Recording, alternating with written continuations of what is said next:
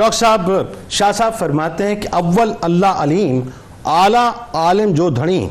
قادر پہنجی قدرت سی قائم آہ قدیم والی واحد وحد رازق رب رحیم سو سارا سچو دھڑی چاہے حمد حکیم کریں پان کریں جوڑوں جوڑ جہان جے. یعنی وہ فرماتے ہیں کہ تیری ذات ہی اول و آخر، تو ہی قائم ہے اور تو ہی قدیم، تجھ سے وابستہ ہر تمنا ہے، تیرا ہی آسرا ہے رب کریم، کم ہے جتنی کریں تیری توصیف، تو ہی اعلیٰ ہے اور تو ہی علیم، والی شش جہات واحد ذات رازق کائنات رب رحیم. اچھا، اب شاہ صاحب شاہ عبداللطیف بھٹائی رحمۃ اللہ علیہ کی تصوف میں جو خاص انفرادیت نظر آتی ہے وہ ذرا بتائیں لوگوں کو، کیونکہ ایسا لگتا ہے ساتھ ساتھ جیسے شاہ صاحب رحمۃ اللہ علیہ اسلاف کے جو اسلاف کے جو نظریات ہیں ان نظریات کی جو یوں سمجھ لیجئے کہ شاعری کی صورت میں اسلاف کی جو ایک نظریات ہیں ان کے ایکسٹینشن نظر آتے ہیں. جی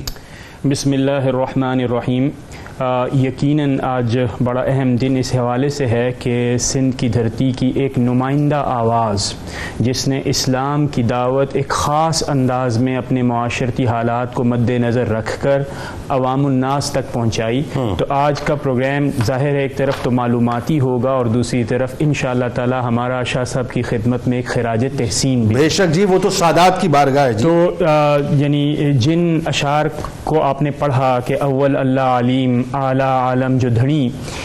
اب اس کو اگر آپ قرآن کریم کی زبان میں ٹرانسلیٹ کریں گے تو ہوگا هو الاول والآخر سبحان اللہ، کیا ریلیونٹ بات کر رہے ہیں ڈاکٹر صاحب، واہ واہ، صدق اللہ العظیم. آپ یہ دیکھیے کہ قرآن کریم اور حضرت شاہ عبداللطیف بھٹائی کا جو کلام جو کہ مشہور ہے شاہ جو رسالوں کے طور پر، اور جس کا مطلب ہے کہ شاہ صاحب کا رسالہ،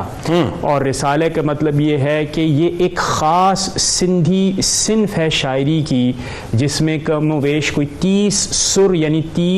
نظمیں ہیں،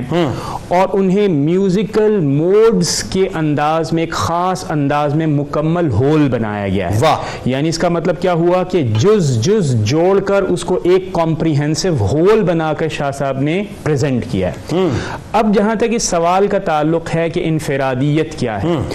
تو جان رکھیے کہ جو تصوف ہے اور بالخصوص حضور پرنور حضرت محمد مصطفیٰ صلی اللہ تعالیٰ علیہ وسلم جس دین کو لے کر آگے بڑھے، حضرت ابو ذر غفاری اور حضرت حذیفہ رضی اللہ تعالیٰ عنہ سے جس ٹریڈیشن نے بہت آگے گیا،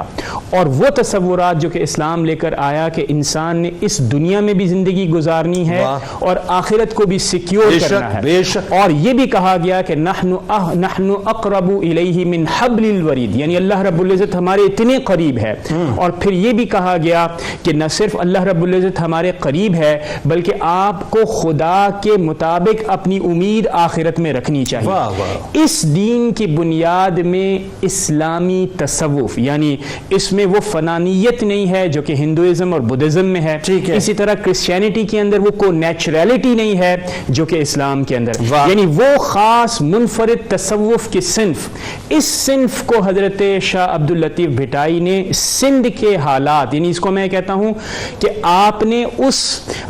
یونیورسل صوفیزم کو لوکلائز کیا. میں اس کی تشریح کرتا ہوں. یعنی لوکلائز کرنے سے کیا مراد ہے کہ آپ نے اس آفاقی پیغام کو لوگوں کے مسائل کو بیان کرتے ہوئے اس کا حل پیش کرتے ہوئے لوگوں تک منتقل کیا، اور کس انداز میں؟ نہایت سادہ